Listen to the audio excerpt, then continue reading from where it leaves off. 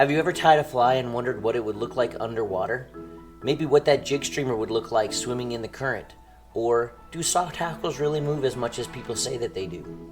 I was tired of taking other people's word for how fast the flies that I was tying were going to sink. I also really wanted to see what my flies look like underwater and up close. I wanted to know things like, how much faster will this tungsten beaded Waltz worm sink than this brass beaded hare's ear? Or, I wonder what soft hackle has more movement under the water, CDC or a saddle hackle?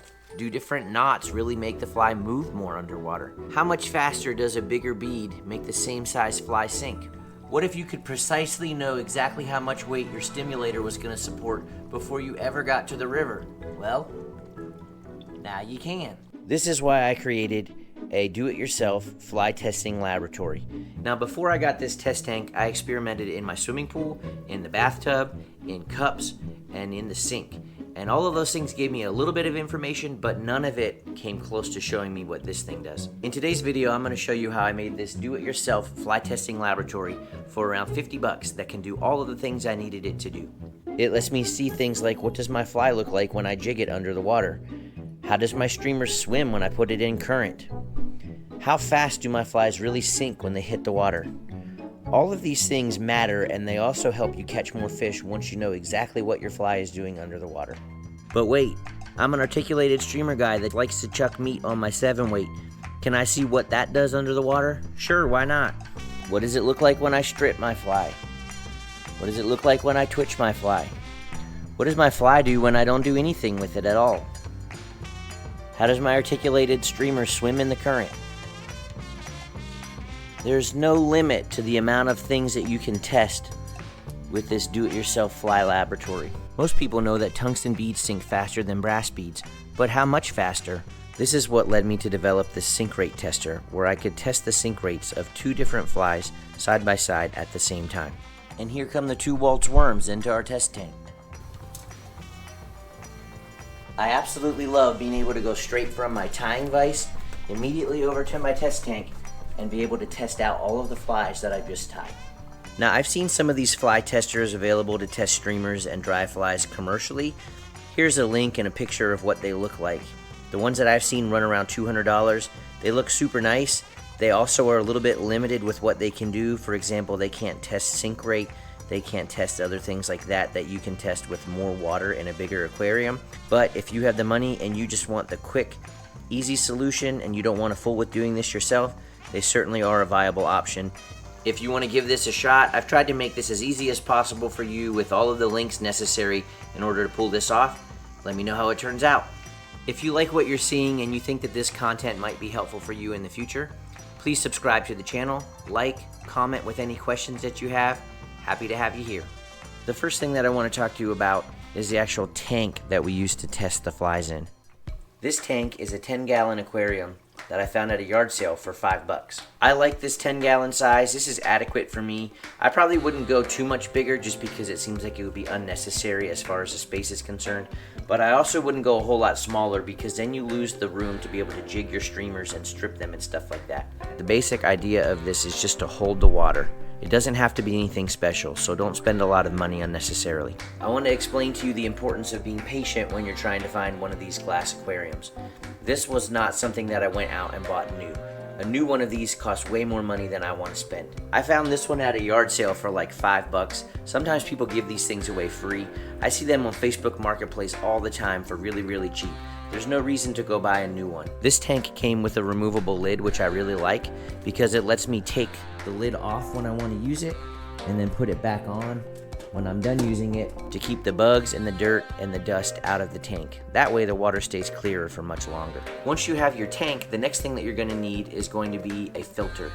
This keeps you from having to dump out the tank and fill it back up every time that you want to use it. These filters are made to filter water for a tank that actually has fish in it.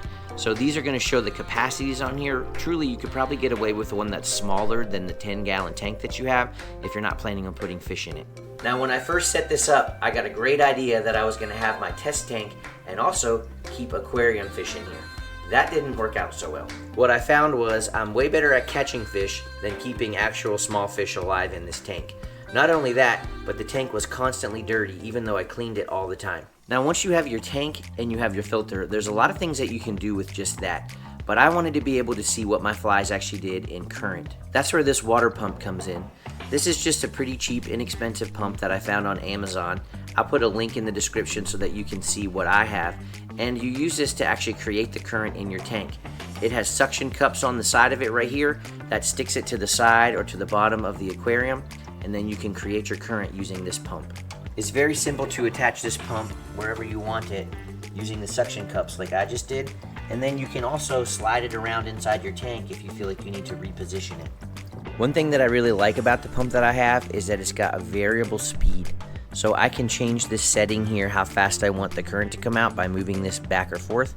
Whatever pump you end up getting, try to get one that has a variable speed so you can use a low speed current or a high speed current depending what you're trying to do with it. Now once you have your pump mounted, you'll have current, but what I found was without a way to concentrate that current, it just spread out real quick and there was no way to actually get it aimed where I wanted it to be able to test my flies. That's where this acrylic tube comes into play. It's very important because it takes the current that's coming out of the pump, it concentrates it, and your fly goes inside of there so you can see it move in the current. This is one of my favorite jig streamers that I've been fishing a lot lately. This is a poacher, and you can see that it moves really well when it's going at full speed. Now this is where it gets amazing. When it slows down to slow-mo, you can see every little bit of that pine squirrel and that soft hackle undulating in the current. It's no wonder why the fish can't seem to leave these things alone, even when I'm barely moving them. There's so much action built into this fly, it's just unreal. This is a size 18 olive France fly with a soft hackle CDC collar. This thing absolutely destroyed fish this spring, and even for a size 18 fly, you can see it's got tons of movement built into it as well. Here's what this acrylic tube looks like up close. I put a link in the description for this. This came off of Amazon as well. I think it was around $15, maybe $16. This actually makes it really easy to see what's going on inside of that current confined area. Now when you get this tube from Amazon, it's just going to be the plain round cylinder. There's no suction cups or anything to hold it on the bottom of the tank. When I first tried using suction cups to take this acrylic and put it fast to the bottom of my aquarium, I used these suction cups that I got on Amazon. These are supposed to be stainless hardware. However, within a couple of weeks, they started rusting and again turned the water in my tank orange. So I pretty quickly realized this was not the solution. What I eventually ended up doing to attach this to the bottom of my aquarium was to use these suction cups that I got off the bottom of one of my son and daughter's bath toys. This is a rubber suction cup with a plastic insert. I popped this gear off of the outside. I drilled a hole through my acrylic tube, stuck my suction cup insert through there, and there's no metal on there to rust. You might be able to see that when that plastic insert goes through there, it actually expands a little bit, which keeps it from coming back out. It lets me adjust where in the tank this is positioned by sliding it around, and then it holds it pretty stable so that it doesn't move. This test tank works really well. My kids actually both like to play with flies that I've tied in the test tank. It really lets them see what's going on underneath the surface of the water. They can see it up close and personal, and it just is fun and exciting to look at.